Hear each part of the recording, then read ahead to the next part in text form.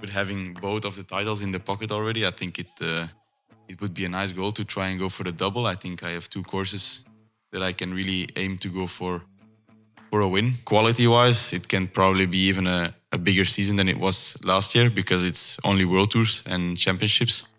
I mean, you should not put a real Strade stage in a Grand Tour because, I mean, it's a different thing.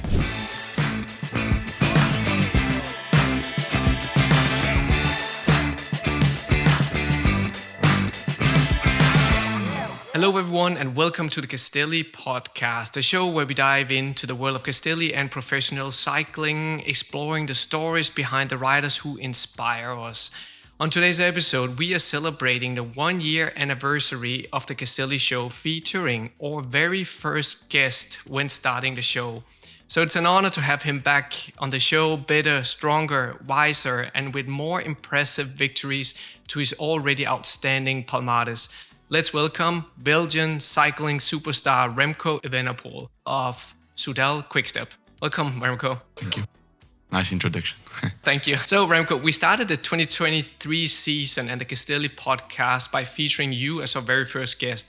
We discussed your early years playing soccer, mountain biking at Lake Garda with your family, your first Castelli memory of the Maglia Azzurra, your incredible journey into World Tour cycling, learning the ropes, setbacks, the Giro d'Italia, 2023 goals, and more.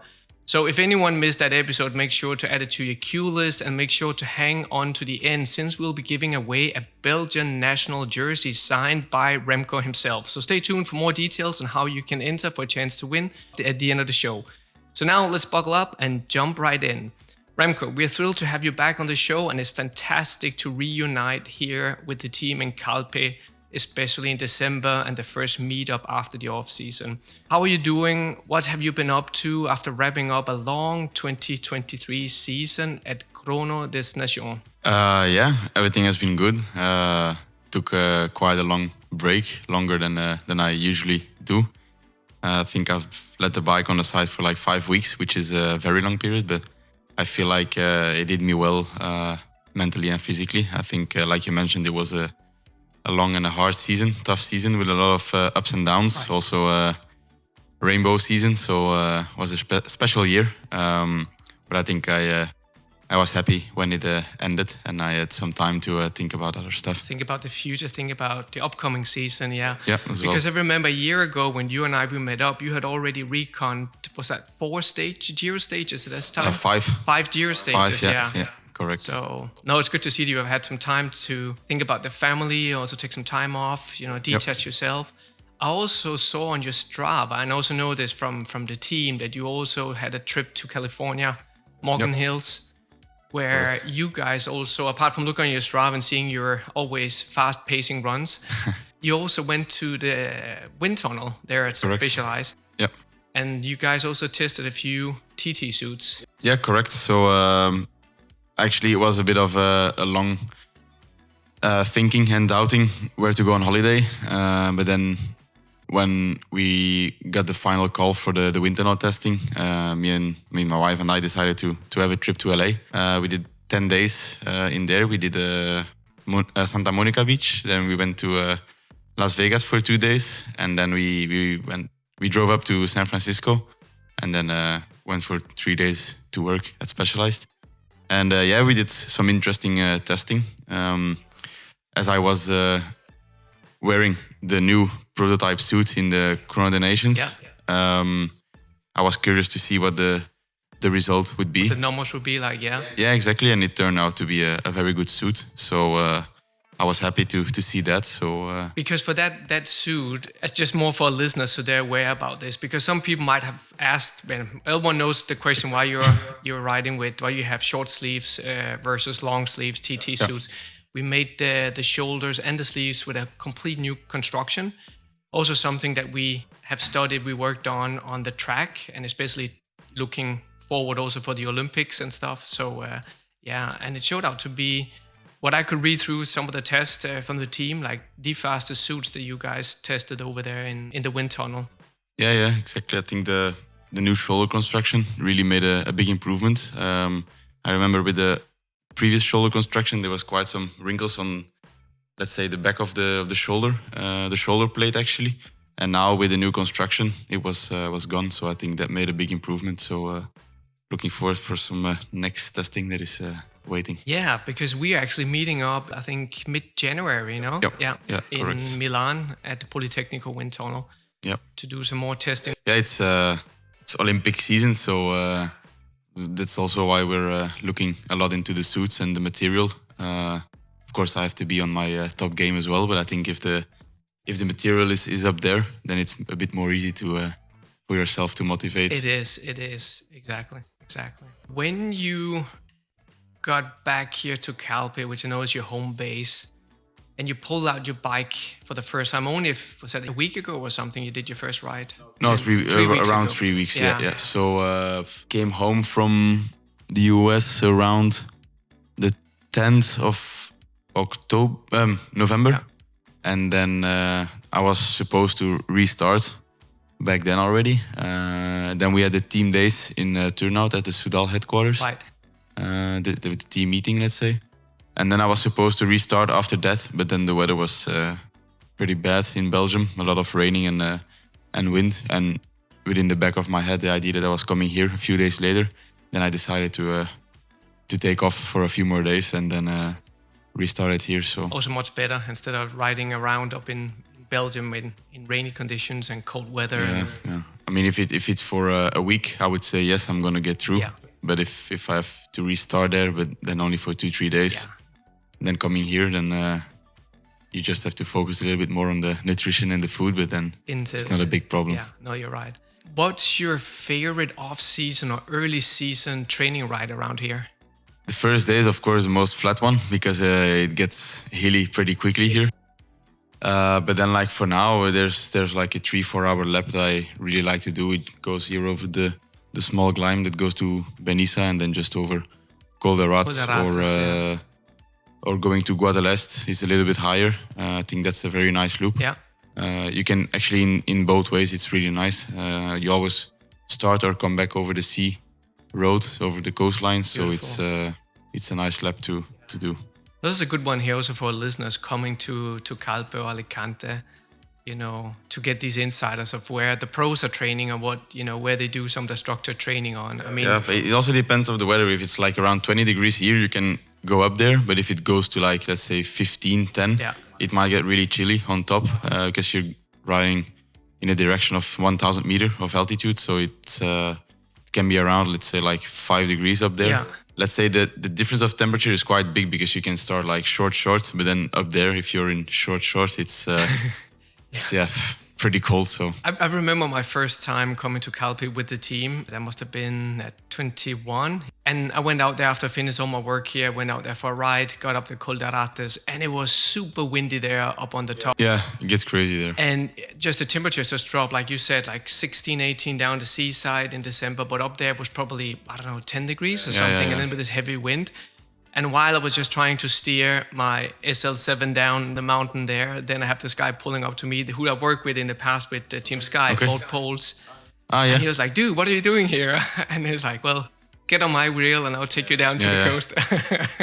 It's actually a crazy place because you have the sea and then the mountain is like, let's say, just getting through it. But then the wind always gets around. So it's a really... There's a lot of turbulence on top of that climb, So, okay, Remco, enough of off-season. We touched on 2023 season. I mean, we know, you said it earlier, there's been a bit of ups and downs, but I would say there's been some downs, but a lot of ups, especially with victories at UAE Tour, Catalonia, defending your victory at Liège-Bastogne-Liège, 2 stages of the Giro, 3 at the Vuelta, Swiss, Classica San Sebastian, the World Time Trial title, National Road Race Champion, and the list goes on and on. If you have to describe the 2023 season with its ups and downs, how would you look at it? Well, I mean, I'm definitely super happy with the season I did. I think it's just a shame that I couldn't finish the Giro in an honest way, let's say. Because I think for sure I was in maybe the best shape I've ever had at the start of the Giro. It was also resulting in the first stage already. But I think, it was actually a great season. Then in the end, about the Vuelta, I think my biggest goal was the time trial, World Championship time trial. So I knew my preps were not going to be ideally for the Vuelta, which also turned out. But I think I cannot be more than happy if you get sick from a race. That's just how cycling goes. I think everything happens for a reason, to probably go back there with a stronger head and with let's say revenge feelings, or maybe for next season going into the Tour, it can help me with, let's say, the preparations and some different mindset maybe. So, but I think I should be happy. 13 victories, of which 11 World Tours, 2 titles. I think it's, let's say, pure quality-wise, it can probably be even a bigger season than it was last year, because it's only World Tours and championships. Meanwhile, last year I also won in Algarve and Tour of Norway. So I think last year I took 5 victories, which were not World Tour. Yeah. So I think about quality, it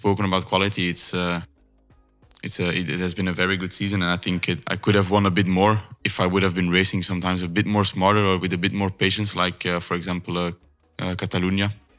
And also in Tour de Suisse was a bit of a strange race coming back from the COVID sickness. So I think I should be proud about the season I did. Amazing season. I think there are a lot of people out there who would like to just trade just a little bit of what you achieved this season for a whole career of results. Congrats as always. Thank you. Then looking ahead, I mean, we are in December now, and January is just around the corner. You got a long build up for the 2024 season. As you just said, you just started riding a few weeks ago. You already announced a few days ago that you'll be defending your LBL title and World's title, and that July will be the peak period of the year for you, targeting a top 5 and a stage win at the Tour to have the triple. Stage victories in all Grand Tours. Yeah. Well, the Tour, you'll be up against some of the other gods of Grand Tour racing. Sounds like they will all be coming to the show, as well as adding Olympic gold medal to your collection of World, European and Belgian titles. Without leaking too much information, because I don't want to get into trouble with the team, can you tell us how your preparation for the 2024 season will look like, and what race will most likely be your season debut? For now, I actually have quite some time. That's also why I only started 3 weeks ago. As everybody knows, main goal will be the month of July. So we want to start the season with a fresh head and a fresh body. And I think that's why I took off for such a long period of time. And then for now, I still have about 2 months to get into my first race. So I will restart in Portugal. Algarve. Figueras. Figueras, okay. Figueras, yes. And then I will I will rewrite Algarve for a 3rd time, hoping to get a good result there. I always perform well in the southern countries. So it's a very nice race, and I think especially with the races that I will do after, it's a good race to start, to have some race hardness in the legs. And it's also why we decided to not go to UAE Tour, because it can get a bit easy there, let's say, for 8 days. Or let's have the most of the days. So in Algarve, it's every day up and down, pushing. A nice time trial to start with. So I think it's going to be a very good race to restart. Oh, that's definitely a good race to restart the season. But that also means coming in, defending your Liège-Bastogne-Liège title. You're coming into Liège without any altitude training, or maybe less race miles in your legs. Do you think it will be more difficult to win the LBL again, or how do you see it? Well, I think the races that I will do after Algarve will be from very high quality. All races where the GC riders always want to be on their top game. So I will go over to a Paris-Nice and then Basque. So it's 2 races that will fit perfectly into the build-up to the Ardennes. Especially Basque is something that is very good for preparing the Ardennes, and then I will do the combination Flèche and Liège. So I will do Flèche also. Is that first time for you? Second time. First time is when I won first time. Correct. Liège. Then I was let's say the main guide of Julian during the day. I always had to keep him out of the wind. It was actually a very nice task to have, as you know that you have a rider in your wheel that can win for I don't know how many times already. Yeah. So I think it's a very nice, let's say, spring campaign with not too many race days. But I think it makes sense because after Liège, I will have a small break and then I will go for almost 4-week altitude period. That's why we decided to not go in altitude in spring period, to just keep that off and then have a big effect after the classics to get into the Tour. I mean, we all know that 4 or 5 weeks is kind of the window for when you go in altitude training. Then the whole Grand Tour team that will be supporting you will be coming, or how will it be looking like? Because if some of them will be racing the Giro, It depends. I'm not sure if the team will allow the riders to do Giro Tour combination, as they didn't with me. So I think they will make 2 different programs with guys that will focus on spring and Giro, and then have a bit of an easier second part of the season, and guys that they will do a bit of the opposite with a, let's say, a small packed spring classic campaign, and then going over for a heavy summer. So I think for the Tour team, it will probably be almost everybody together on that long training camp. And then depending on what the rider's preference is, to go Dauphiné or Swiss or another race. Then they will divide it like that. But I think it's good that we can already have a small test in the start of the in one of the first 1 week races with the guys. We'll see. So then you will have the spring classic riders, like the big domestic riders like Askren, Lampi. Those guys who just finish off a really hard spring classic season. Maybe then around Flèche and Liège, they will take it 1 or 2 weeks easy, and then they will join you on the altitude training camp.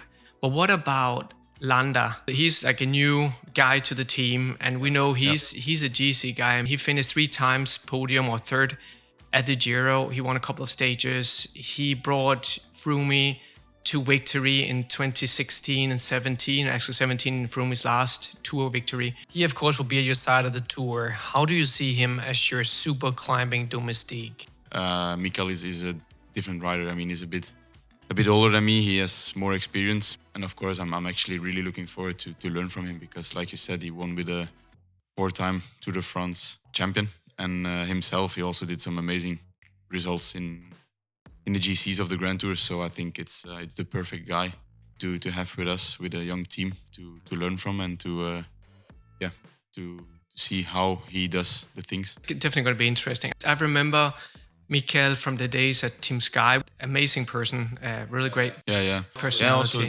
on the table and in the team meeting, we know each other a bit from the altitudes in Teide when we cross paths to have a small chat, and it's actually very nice when you speak English that well as a Spanish person. So it's a good guy, and I think there's already a good friendship building up. So it's very important to start an important year like this with such a special rider. Yeah, special rider, a lot of experience, and won us still today because it's his birthday today, 34 years. Really? Yeah. Oh, I didn't know. I saw him on the table and I didn't even say it. So when I see him, I should do it. Yeah. But it's nice, and we have a cake tonight. Exactly. I would join you guys that. No, but 34 years of age, and think about it. So growing up in the Basque Country, I mean, even today, he's still one of the best, or part of the best, the group of the very exclusive World Tour top climbers. So yeah, no, I think actually I'm going to meet with him later today. Okay. And well, if I don't see him, tell him happy birthday. I will. If I don't see him anymore.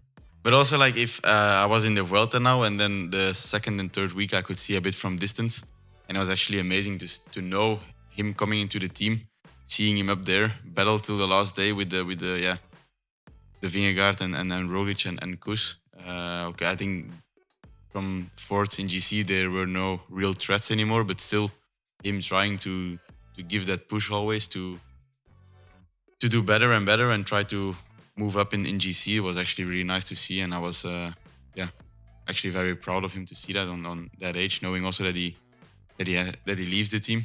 It was actually nice to see that he still gives his very maximum till the last day. So one of the reasons for targeting then the Tour this year, I assume that's also due to the Olympics, as a build-up to the Olympics, because we have the individual time trial at the Olympics starting only a week after the Champs-Élysées. I think it's Saturday. Saturday, exactly. so it's what is it? 6 days. 6 days, yes. And then you got the road race the following weekend after. And it's Sunday. Yeah. No, I think the men's road race is on a Saturday and the women's Sunday this time. I don't know for what reason, but you're right. The individual time trial is on a Saturday, so less than 6 days after the finish of the tour. Yeah, it's a bit comparable with the Vuelta Australia campaign. Yeah.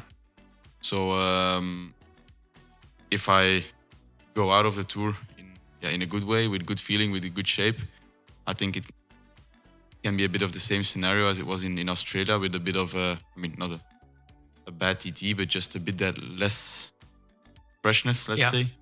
But then the week after, if I will recover well and some good rest, I might maybe find the best legs of the season. So like it was in Australia. So it's interesting, but I think it's risky. But if you look at how it ended up in Tokyo, top 10 was all Tour de France riders in the road race. And then the time trial were all fresh guys that were up there, with Primoz winning, Dumoulin and Sturt. Dennis, yeah. So 3 guys that were not in the tour. But yeah, it's going to be interesting. Luckily, the travel is not that long. It's just from Nice to Paris. So it's not super long, but it's definitely going to be a big month of July. It's going to be a big month of July, yeah. And also with the tour starting in Florence, Italy for the first couple of stages. But then already, the race could already explode, I think, on stage 4 over the Col du Galibier in the Alps and continue all the way to the finish in Nice, the time trial. Yeah, it's going to be... actually, already the first day is pretty tough. It's like that medium mountain stage in the area of Torino. So it's going to be a bit... it's going to be an interesting and an important first 2 stages already, with the Giro dell'Emilia finish. Correct. Lap. Yes. So I think almost all the riders know that lap. But I think it's going to be interesting from stage 4. The GC guys going to be obligated to be on their top already. So if you have a bad day there, your GC can already be over actually. So it's interesting, but it's also always a bit tricky to put tricky not, but it's always interesting to see such a hard stage after 4 days.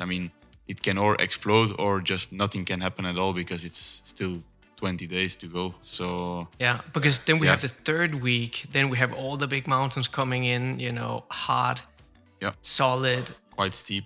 Quite steep. What are the key stages to you that you looked at already on the map? Just definitely the first ones. As we will meet up in Milan, I will also go and check the first 2 stages. We were thinking about the 4th stage, but probably in January the Galibier will not even be open. It will be full of snow, so we might place that in the month of June. Yeah, you might be able to ride up to the tunnel. Okay. When I lived in France, I lived in Annecy, an hour and a half drive from the Galibier. Yeah. And I rode up there sometimes also in May, but you would get to there's a tunnel you can go through, but you cannot go over the pass because it's, they will never clean that of snow. But you would definitely, I think you'll be able to ride up to the tunnel. Okay. I think they usually clean that. But I can check into it with some of my friends still living in Savoie. Would be good. So 4th stage. Then I think there's a pretty important weekend of the first week with stage 7, 8 and 9. 9 is the gravel stage, no? The gravel stage. Then 7 is the longer time trial. And stage 8 is maybe not that important, but it's an area up and down all day, open fields, so it might get a bit let's say a bit of a war over there. So that's it. And then second week is also already pretty important. I think we have a few easy stages, like completely flat ones. And then again, the weekend is always a spectacle in the tour. TV time. Exactly. I think there's a 14 or 15, which is around Clermont-Ferrand. It's a bit of a Liège-Bastogne-Liège course, actually. Yeah, correct. I'm not sure if it's 14 or 15, but I think it's like 220K or a bit less. And like 4,400 meters of climbing. So it's all day up and down. And then the last week, everybody knows there's only one flat stage in the last week, and all the others are important. So, and nice to end up with a time trial, which is a bit of a climbing time trial, but it's going to be an interesting one. I think it can still change the tour. Yeah. And as we also know that climbing time trial, I mean, part of the course is also what we know from Paris-Nice. So yeah, correct. It's a bit the same. Is the same final, I think. I think it's the same final, coming. The exact last 20 kilometers from Paris-Nice, so we'll have a good recovery in the month of March. And hopefully there's usually nice weather when you get to the coast in Costa Azzurra at Paris-Nice. So what do you think about now when the Grand Tours have started to include cobble and gravel stages? Should that be part of Grand Tours to you, or just keep them as one-day races? I mean, it's a really specific thing. I mean, for us as fans in front of the television, it's amazing to see. But I can imagine you guys who are racing 3 weeks have to think about everything. When you hit the cobbles or the gravel, everything, as we know from Strade Bianchi, or we know from the Cobble Classics, everything just becomes chaotic. And you can lose everything in no time, also with defects and everything. Yeah, that's exactly. Is this what I think? I mean, you cannot win your Grand Tour up there, but you can definitely lose. Yeah. So it's, I mean, it's not really up to me to say it has to be part of or not. Are you fan of it? It depends. I mean, I didn't see the course yet of the gravel stage. I will definitely go check it out. But I mean, you should not put a real Strade stage in a Grand Tour, because I mean, it's a different thing. You have riders specifically going to Strade because they're good at it and they want to win it. But in a Grand Tour, you might have guys that don't really, or they are not really fan of it, and they get a bit scared or whatever. So it's a completely different bunch. So I mean, it can be up there, but it should not affect the race. You know, if you put a few sectors in it, it's not a big problem. But for example, the Tour stage is quite a lot. It's long, I think if I'm not wrong, it's from, let's say, kilometer 50 till 200. On and off. Yeah. Only 10 kilometers of normal roads in between, and then you have a longer section of gravel. And you even have a section from like 10k to go. If you have a flat tire there, it's done. You lose quite some time because the bunch will be completely exploded. So, I'm actually a fan of the fact that they put it in, but it's more the effects that it can have. I'm not a fan of, I understand, because so you plan your whole season for this, and with just one flat or a crash in front of you, your tour dreams are over. Or you win it like Nibali had it in 17, no, not 14. I think it was. Or 15. 15, yeah. I think that year when he won it on that Cobble stage. Like some guys had bad luck and they were. But then also at that stage, you also had guys like Full Sang, who's also very skilled when it comes to technical skill, coming from mountain biking, helping him, guiding him over the you need some important. And you got some of the best couple riders here, joining you. Yeah, I mean, if guys like Casper and Yves would come with me to the tour, I think for that stage they are the perfect guys to guide me, because Casper did a third in Strade, and Yves is just one of the best riders for the flats. Yes, So I think I have two big machines with me then if they would join. Two of the best domestics on for the rolling hills and flats and this uncertain terrain.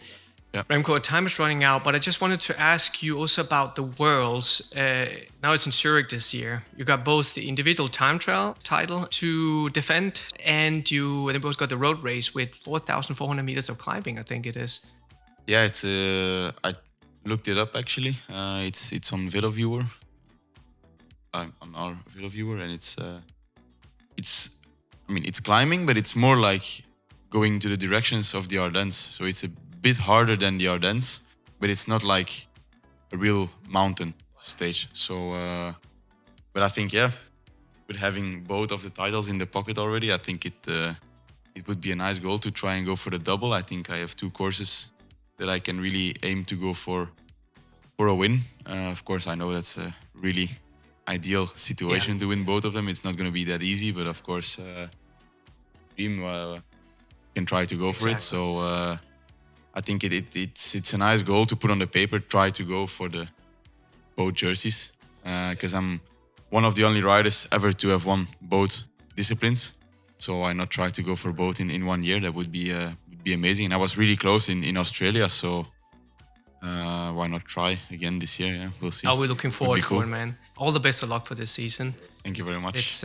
It's always a pleasure to watch you on television and also meeting you, of course, also in person. You're such a nice, humble, and relaxed person. And what's great about your YouTube channel, I think you're showing a different side of yourself, because, you know, when you're at races and people, if armchair fans or cycling fans out there watching on television, it's difficult for them sometimes to understand the people behind the riders, you know, when they just watch them on television and see some of all the stuff that people are writing on social and everything. Yeah, correct. So I think it's a really nice, transparent way to show the world who is Remco Evenepoel. I think that's probably also one of the reasons why you started the YouTube channel. Every start is difficult, but I think we're trying to find a way now what works the best, or we're trying to find out about that. If you look, for example, at the first video, was actually a very easy video to make on the track in Ghent. So not a big working place, let's say, like for example the Corona of the Nations video or the Lombardia recon video. That was a very emotional one. Yeah. It was also pretty long one, so it's for YouTube it's a bit unusual to make things like this. But I think in that video we just had that much content that was, let's say, good enough to be showed, that we thought we should just make a long one of it. We find out now what works, what doesn't. So for next year we'll probably get the videos a bit smaller again and a bit more easygoing and a bit more easy to understand for people. Because I mean, it also costs some money to make videos. So I was a bit surprised with that. So I think if we can kind of bring down the amount of money that goes into the videos, it should be a bit more easy to make. Also, it takes quite some time often. So especially with the year that will come, it would be great to diminish a bit of time that goes into the filming. Can you already tell us more about when, like a small spoiler, when will the next episode come out and the next episode will be? Well, honestly, we have been making a full Vuelta video. So I had a GoPro with me for 3 weeks, filming myself in the room. Then the guys came over a few days. But when they finished the video, it turned out to be like 1 hour and 45 minutes. So I think that's more a thing that you can then make as a documentary. I mean, it's not really made for YouTube, so we actually skipped that plan. So for the moment, there is no video being planned.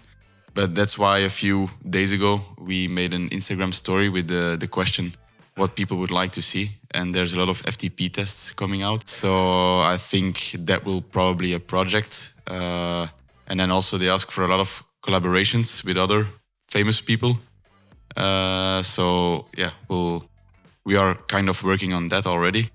So there's a few plans, but like I said, we will not try to make 4 or 5 videos in 3 months. So we will try to aim for 6 videos a year, but good quality videos and videos that will That's work. Nice. So. I mean, I'm definitely looking forward to it, and it's cool. And Yeah, I know how it is with video filming, because you create hours, almost days of content, B-roll content as well, and you edit everything down to hardly anything. But that's c'est la vie. I mean, you also have had, was it Amazon following you guys at the Grand Tour, so you know how it is, and now you did the same thing also for your own channel. So that's awesome. Still at your young age, you are a superhero. I mean, you are a big celebrity. Look at their palmares is unbelievable. I think a lot of people are asking themselves or wondering, how many hours is Remco training a week? Of course, it depends what time of the week. And what is your bread and butter for training, or what do you usually expect to see on a training calendar preparing for a Grand Tour or Liège-Bastogne-Liège for a Remco Evenepoel? Can you give us, without telling too much, a little bit about your hours on the road and your specific training you do as a preparation for a Grand Tour? Well, if I focus more on a Liège, for example, which is a bit more explosive than a Grand Tour, of course, I'll focus a bit more on those, let's say, VO2 max efforts. So a bit of shorter intervals, but with higher intensity. Often training in 3-day blocks before that. Sometimes 2 days when it gets really tough. To not go too much into the fatigue. Right. And then I'll always try to have if I do a 3-week altitude block, for example, I will always try to have a very long ride, so a +7 hours. Also not going to 8 or 9 because then you would really kill the body. But I mean, for example, Liège is a 6.5 hour race. If you really want to have the feeling of having that amount of time on the bike, you should go for a 7 hour. I think that's always a bit my strategy. At least one 7 hour ride to have the feeling and being comfortable with sitting that long on a saddle. And then for a Grand Tour, it will always start easy, the build up, and then you will bring in some more hours, and then towards the end you will go for more intensity. And again, like I said, maybe 2-3 really long rides with a lot of climbing meters, but just always try to have that good, let's say, combination of quality training with longer training, with also a good rest day in between to be fresh, to have the training really getting, let it does it work in the body. So it's always finding that combination of hard work with also having the good amount of relax, because after training, well, the second most important thing, or maybe the most important thing, is the recovery. Yeah, definitely. I think nowadays it's almost getting more important. Or it's, let's say training is really important, but I mean, you can always pick up on a training, but if you don't recover well, you might never recover from it anymore. So it's like, let's say that if you do a good training, first of all, you need your good recovery strategy with the shake, food, rest, even the massages is important. Sometimes it might get more important than training is. So especially the last weeks before that race, I think it's really important to more and more about recovery. Now it's a bit different because trainings are not the hardest and it's also not the longest ones. So you can still perform if you recover, let's say 5% less than you need to before that big goal. So it's a really important thing. No, it is a very important thing. It's a very important thing now. Are there any tips training-wise, apart from recovery, nutrition, eating well, make sure you recover, get your, recovery shake and everything? Any other tips you could give to all the cycling fans out there who wants to maybe get into racing or just be serious amateur cyclists out there, just like the Sunday warriors, and when they get into the training, some specific tips here you can give to them? Well, if you don't need to ride fast, you don't have to ride fast. I mean, it's also for us, especially now when you're building up and you want to let's say, let grow the fat threshold zone, then you really need to ride a lot under that zone. Yeah. So I feel like for me, it will probably be around 300 watts, let's say, the fat threshold. It means that I should ride around, let's say, 250, 260 on easy pace on the climbs. So, and that helps, like this, you will also enjoy the riding fast later on. And then, just enjoy it, I mean, it's, if you feel like on a day, I don't want to go, you shouldn't go. And listen to your body. And try to do something else. That's also why I combine the running a bit with riding, because it makes me feel like I'm doing something else and not only riding the bike. Because I used to do, like, let's say, sober trainings on the bike, but now I try to do them running. So it makes the combination it gives the hunger to a bike more. And it's good. It works also a different way, the muscles, and also helps with the bone density. Yeah, and I needed that actually because I was playing football, everybody knows. But then when I got into cycling, I didn't run for quite a long period of time and my bone density was really getting a bit worse. So that's why I needed to pick up pretty, not intensively, but I needed to pick up the running.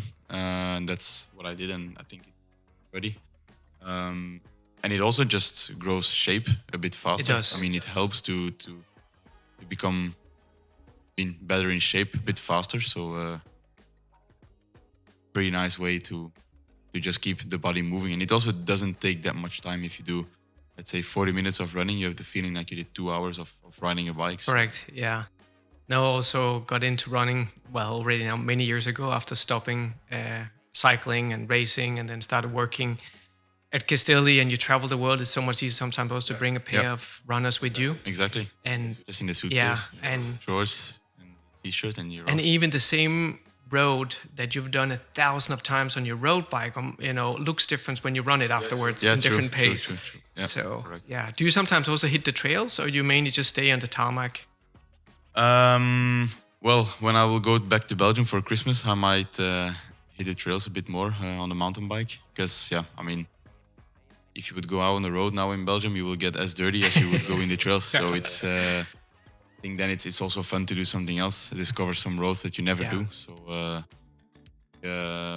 in periods where the training hours are a bit less important, I will hit the trails with the mountain bike a bit. And then you also, you're always focused and concentrated, and plus you also have the less windshield. Exactly. You'll always be warm also. You need to push always, and it's always, like I said, you need to be focused because downhill is also important on the trails. So it's you always need to be focused, and your body will never get cold. And then you also work on your technique. Yep, correct. So you're a multi-sport athlete, we know that. But also during the season, do you still hit the gym and do strength training? Depends. I think probably spring. I mean, till Liège, I will probably do it. But then after that, building up to the Tour, it will be a bit less. I think then it will be more about flexibility and a bit core stability. But I think I will not run anymore from when I will start a season. So probably from Algarve on, I will not run anymore, because I think then the risk of getting an injury is a bit higher, as I will do high intensity riding. I think from the moment that I start my racing season, I will probably diminish all the extra sports. But that's why it's nice to have a bit of combination in the winter. Yeah, no, it is. So knowing that you and Landa won't be riding the Giro, we completely skipped discussing the first Grand Tour of the season. What do you think about the course this year, which is less hilly and might suit you better than the Tour? It was an idea because I saw the parcours, and it was actually a very nice parcours with some beautiful time trials. I mean, it's. I think the parcours is a bit comparable with the Vuelta I won in 22. Not too hard start in the first part. It's also almost not technical at all. Well, then 20% less elevation compared to the Tour, I think. Yeah. It's really that's why I said it. It was like, I mean, it's an easy Giro parcours, but it's never going to be easy because in the Giro you have the weather, which I don't think is a bad thing, that they kind of make the course a bit easier, because you also know the weather can. I mean, the 20% that goes less into the elevation can come back with the weather, so it's not a bad thing that they did. No, it's definitely going to be interesting. Like you said, with the Giro is unpredictable. You know, when it comes to the race itself, the third week, and then on top you got just the weather. I mean, we have seen snow, rain, wind, cold. I mean, everything can happen at the Giro. Then luckily you got some good foul weather equipment to keep you guys protected. But it's not everything. You still need to. No, but still it helps a lot. Yeah. I already, I think stage 6 where I crashed twice last year. I mean, I think it was where Kev was flying over the finish line. That stage. It was really cold. It was like maximum 8 degrees and pissing rain all day, and I was just super happy with the warm and thick clothes. It also protected me a lot for the crash. Actually, no bruises, no scars. So that's good to hear. No, that's also part of. I mean, some of this is part of also of the development we do internally. Just like with the Kevlar inserts that we used a bit in the past, but I don't think that many riders on this team here are using it. So. Remco, it's been fantastic. Thanks for your availability, and it's always a joy to talk to you. 2 last questions, is that okay? Can you tell me more about the Brussels Cycling Academy? Yes, I would like. It's an amazing project. We really want to support this project as well, also in the future. But if you could tell our listeners who might not be aware about the Brussels Cycling Academy. Yep. So for now, we work in a few phases. So now it's actually the build-up phase, which we're working on with some.